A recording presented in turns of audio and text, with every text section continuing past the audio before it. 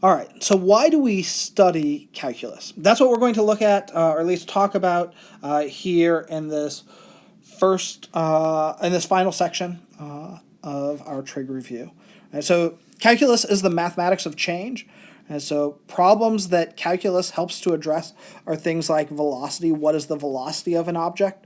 And that is the change in its position related to time. What is the acceleration of an object, right? What is the change in its velocity related to time? We can look at tangent lines. We can look at the slope, right? A slope is just a rate of change. We can also use calculus to do things like identify areas or volumes or arc lengths. We can find centers of mass or curvature. So throughout, calculus has a lot of real-world applications. Scientists, engineers, economists, they use calculus to model a variety of real-life situations. So who developed calculus? Right, so you have pre-calculus, which is this idea of algebra. We're looking at algebra and geometry and trig.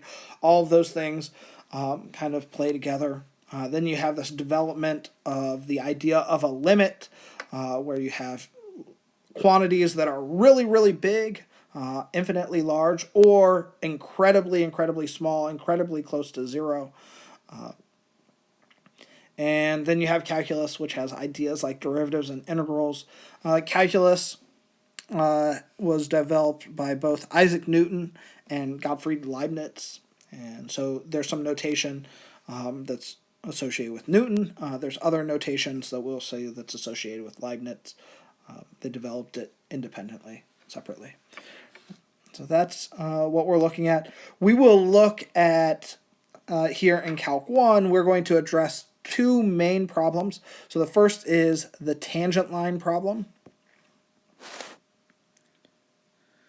So if you have a curve, and with this curve, you want to know what is the slope of this line right at that point, right? So not between 2 points, but just at that single point. Right? So what is that slope? The slope of the line that just barely touches the curve. Right, so that's one thing that calculus is going to help us address here. And then the other thing that we will see right at the end is if I have a curve, I want to know what is the area under this curve from here to here. Right? So what is that area? And calculus will actually help us to figure that out precisely as well. So not just an approximation, but we'll be able to figure that out exactly. But that won't come till chapter 4. All right, in our next videos, we're going to jump into some ideas of calculus. In particular, we're going to look at limits. So we will see you in our next videos.